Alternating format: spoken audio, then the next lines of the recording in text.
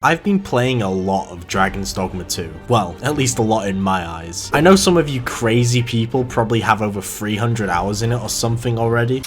I really don't blame you though. Dragons Dogma 2 is special. I haven't been this engaged playing through an open world game since Elden Ring. Honestly, I don't think there's ever been an open world that feels this alive before. It's so unpredictable with the wild shit that can happen. Name me another game where you can get sat on by a giant cyclops and then right after have your body dragged away by a feral dog just for it to scran you in the corner mid-fight. Hell, name me a game where the monster you're fighting decides to fly off to its nest mid-fight while you're climbing it, taking me to an entirely new area of the map with much higher leveled skeletons, practically turning Dragons Dogma 2 into a horror game. Oh, and I can't forget the pawn system where you make your own companion who follows you through your adventure, experiencing all of this with you. This is Sprink, and he is very epic. You all need to be very nice to him in the comments. Oh, and I can't forget how huge the world is. I honestly feel incredibly overwhelmed when I'm playing the game, and I can see myself putting hundreds of hours into it, but I can't help loving this game without having this awful feeling, because Capcom is kind of a shitty company. Which is strange, because ever since 2017, Capcom have kind of been killing it with their games, producing banger after banger after banger with the occasional blunder, but these are very few and far between. These incredible games are being plagued though, with some of the most pointless microtransactions I have ever seen in my entire life. You've probably been hearing about this microtransaction controversy recently, focusing on the ones Dragons Dogma 2 launched with. Well, see, the thing is, Capcom have been doing this shit since 2018 with Monster Hunter World. It's not just Dragons Dogma 2 here. Now, Monster Hunter World, let's see here.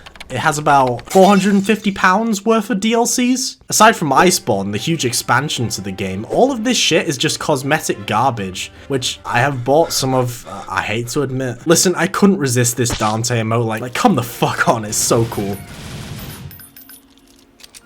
What the hell is this? Ever since Monster Hunter World, all of their games have gotten an absurd amount of microtransaction DLCs, and they've gradually gotten more and more baffling with how useless they are, like the most recent Resident Evil games. In the fourth one, you can buy these upgrade tickets for real money. They max out your weapon as soon as you meet the merchant, which makes your gun stupidly overpowered in terms of scaling for where you are in the game. I don't know why you'd want to do this when you could just upgrade the weapon naturally throughout your playthrough, making the game feel, you know, like you're actually progressing. The only time I think this is justified is if you're trying to get the S+ rank professional difficulty achievement, because fuck doing that shit without the infinite ammo Chicago typewriter. Then there's Resident Evil Village 2 Remake and 3 Remake with their DLCs, which unlock everything for you without you having to get them naturally by beating the game. Which is shit that would have just been a cheat code you can input for free in literally any other game. I mean, I'd get this costing money in some dogshit live service slot, but these are all single-player horror games. I just really don't fucking understand you, Resident Evil. You kind of piss me off. Where the fuck are you going, Devil May Cry 5? You aren't innocent either, you piece of shit. You have red fucking orbs as microtransactions. You know, the things that enemies literally bleed in abundance. Why are there 5 options for this as well? Oh, and it doesn't stop there, because of course it doesn't. We can't forget the blue orbs, which act as the health upgrades, things you would get by doing the secret missions within levels. And guess what? There's enough in the game to completely max out your health already, so why on earth would you buy them? I'm actually curious if anyone has bought any of this shit, because it's so baffling as to why these even exist. Like, I kinda get the unlocking everything DLCs in the Resident Evil games, but red orbs? I don't understand it. Oh, and of course, let's talk about Dragons Dogma 2's microtransactions, where it's literally just a bunch of random ass items which you can get in the game by just exploring. Like this single port crystal, which acts as a beacon you can fast travel to. There's even keys you can use to escape from prison, which is another absolutely pointless item, because when you're in prison, you just do this.